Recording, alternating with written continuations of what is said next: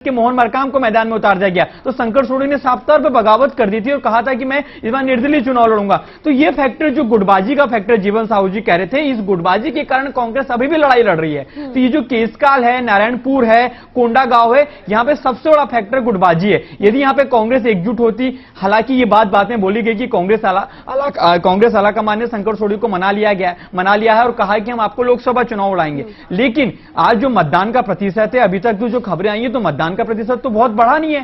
पिछली बार भी जितना मतदान का प्रतिशत था उतना ही है। तो ये जो इलाके हैं, नारायणपुर की हम बात करेंगे, यहां पे केदार कश्यप चुनाव लड़ रहे हैं। तो केदार कश्यप मंत्री है, अच्छा कार्यकाल उनका कहा जाता है, जैसा राजनीतिक विश्लेषक कहते हैं। इस बार चंदन कश्यप उनके खिलाफ लड़ रहे हैं, तो वहां पर की स्थिति यह है कि वहां पर कहा जा रहा था कि इस बार शायद कांग्रेस अच्छे से काम करती है और यदि गुटबाजी नहीं होती तो इस विधानसभा सीट पे जीत सकती थी। तो जो दो मंत्री है, लता उसेंडे और केदार कश्यप, तो अभी तक जो अनुमान लगाए जा रहे हैं, तो लता उसेंडे की जो स्थिति है वो बड़ी कमजोर दिख रही है। और केदार कश्यप हैं, बलिराम कश्यप के पुत्र हैं। बलिराम कश्यप का बस्तर की जो राजनीति है, उसमें बलिराम कश्यप को बस्तर का शेर कहा जाता था। तो उनके पुत्र है, तो निश्चित तौर पे उनके एक पुत्र दिनेश कश्यप है जो बस्तर के सांसद है, दूसरे केदार कश्यप हैं जो रमन कैबिनेट में मंत्री, ये वहां से चुनाव लड़ रहे हैं। तो ये दोनों काफी मजबूत माना जाते हैं। तो इस बार का जो सियासी गणित है, हम बस्तर की 12 सीटों की बात करें और राजनांदगांव की 6 सीटों की बात करें, तो बस्तर में पिछले बार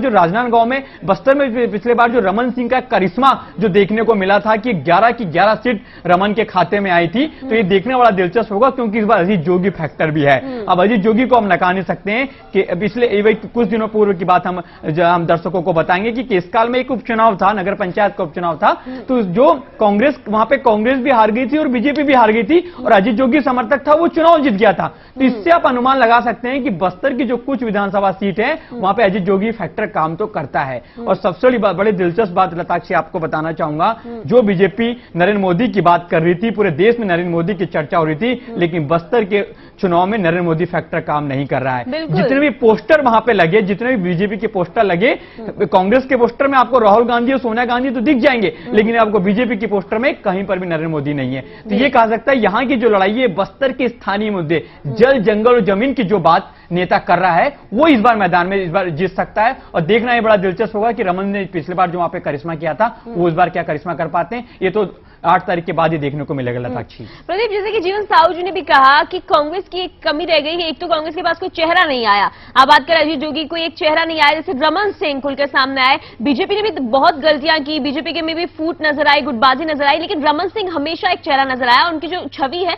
वो बहुत बड़ी है और कहीं ना कहीं पार्टी का पूरा बोझ जो है वो उन्हीं के कंधे पे है। अगर आप किसी से बात भी करेंगे तो शायद कोई बीजेपी के बारे में कुछ बोल भी दे, लेकिन रमन सिंह के जो समर्थक है वो बहुत ज्यादा है, उनकी जो छवि है वो बहुत साफ सुथरी है। तो ये भी कहीं ना कहीं कांग्रेस की कोई कमी नजर आती है, जैसे कि जीवन साहू जी ने भी कहा कि कांग्रेस के पास कोई चेहरा नहीं आया रमन सिंह जैसा।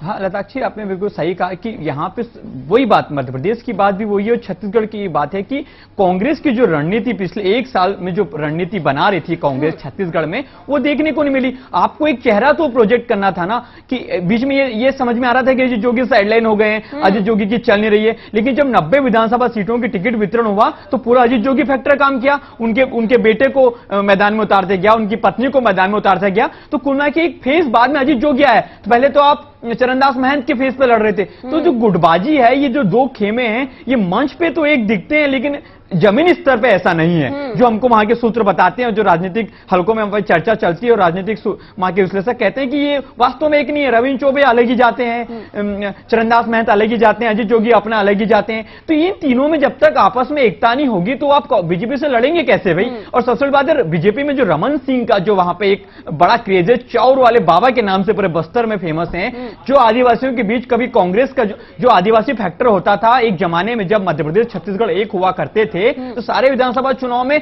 आदिवासी जो था वो इंदिरा गांधी और राजीव गांधी को देखकर वोट कर देता था। लेकिन अब ऐसा नहीं है। पिछले बार तो पूरा रमन सिंह के नाम पे वहां पे वोट पड़े। तो इस बार की जो लड़ाई है, हालांकि जो जितने भी सर्वे आए, तमाम चीजें आई, उसमें देखा गया कि वहां पे कांटे की टक्कर बताई जा रही है। उसका सबसे बड़ा रीजन ये हो सकता है लताक्षी की जो बस्तर की 12 सीट है, उसमें से 6 से 7 सीट में बीजेपी का जो विरोध की लहर है उसको सामना करना पड़ रहा है। बीजेपी की 3-3 मंत्री, एक मुख्यमंत्री खुद इस मैदान में है। तो जो बीजेपी के मंत्री उसमें केदार कश्यप को छोड़ दें तो बाकी मंत्री का कार्यकाल बहुत अच्छा नहीं रहा है। वहां पर तमाम उनके कार्यकर्ता ही उनका विरोध करते रहे। लेकिन हालांकि बीजेपी ने उन पुराने चेहरों पर दांव खेला है। तो देखना यह दिलचस्प